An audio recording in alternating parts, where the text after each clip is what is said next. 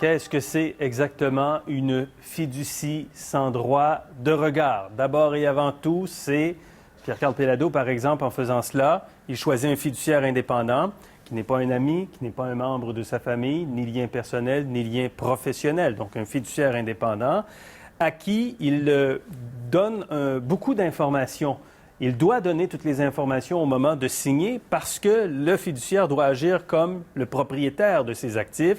Il est interdit à l'élu d'exercer une influence à partir de là sur le fiduciaire. Il est interdit au fiduciaire d'informer l'élu, donc il ne doit pas avoir de contact. Vraiment, le fiduciaire agit comme propriétaire et doit prendre toutes les décisions. Les seules informations que le fiduciaire peut transmettre à l'élu Pierre-Carl Péladeau dans ce cas-ci, ce sont des données fiscales pour sa déclaration de revenus. Ce pourrait être aussi des relevés sur la valeur de ses actifs. Yvan Allaire connaît bien la gouvernance et le monde fiduciaire. Il est président du Conseil de l'Institut sur la gouvernance. Bonsoir, M. Allaire. Bonsoir, M. Fillon. Quand on dit Pierre-Carl Péladeau choisit le fiduciaire, expliquez-nous comment ça marche, ça. Parce qu'il y a un lien nécessairement, puisqu'il l'a choisi, le fiduciaire. Oui, je pense que le choix du fiduciaire est critique et je présume que si on en arrivait à cette solution, il choisirait une société qui fait métier de gérer des fiducies. De grandes sociétés de fiducies, il y en a. Et ainsi, on s'assure que le fiduciaire est entièrement indépendant puisque c'est géré professionnellement. Il serait mal avisé de choisir une personne dont on pourrait remettre en question l'indépendance vis-à-vis de lui-même. Mais il doit faire confiance à ce fiduciaire. Oui, mais c'est pour ça que les grandes sociétés, en faisant métier d'agir comme fiduciaire, on peut habituellement leur faire confiance. Comment s'assurer de l'indépendance du fiduciaire? Mais encore, c'est la même chose. Je pense que si on choisit une société dont c'est le métier, dont toute la réputation est basée sur son indépendance, sa capacité de gérer de façon correcte des fortunes, je pense qu'on est relativement en bonne situation. Cette partie-là ne m'inquiète pas trop. Qu'est-ce qui vous inquiète? Tout le reste. C'est-à-dire? Essentiellement. Écoutez, la différence, une fiducie, normalement, telle qu'elle est décrite ici, c'est pour gérer un portefeuille d'actions. Et ça, c'est très facile à faire. Depuis 2002, les dirigeants de la Caisse de dépôt ont des fiducies de cette nature-là.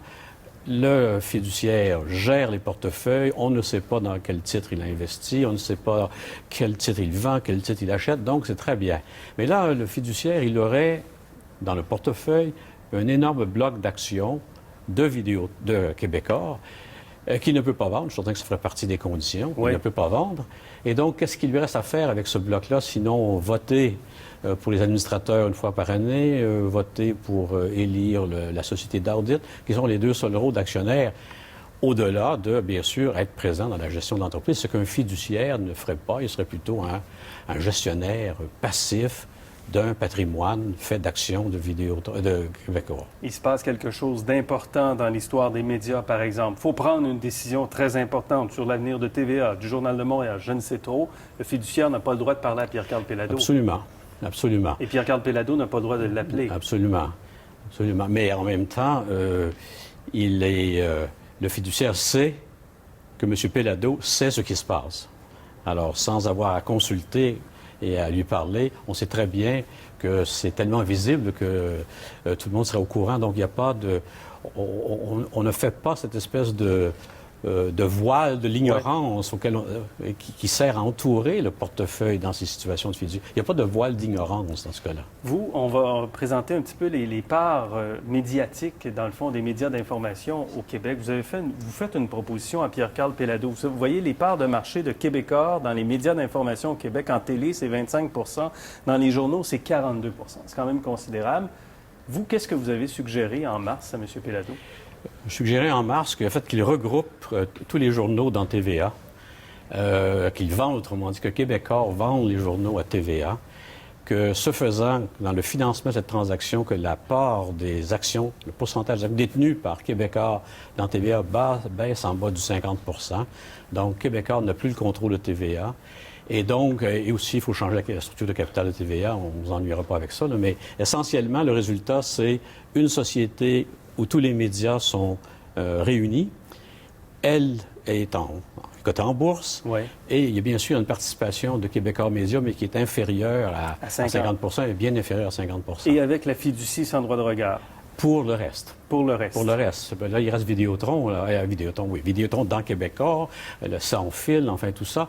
Ça reste un gros bloc qui, lui, pourrait être dans une fiducie sans droit de regard. Mais au moins, cette partie-là, TVA, M. Péladeau n'a plus d'autorité, n'a plus de contrôle sur cette société. Vous avez proposé ça, oui. mais pas nécessairement M. Péladeau directement. Non. Donc, mais il connaît l'existence de cette possibilité. Oui, et on va répéter encore une fois la même chanson dans les prochains jours. Parfait. Merci, M. Allaire.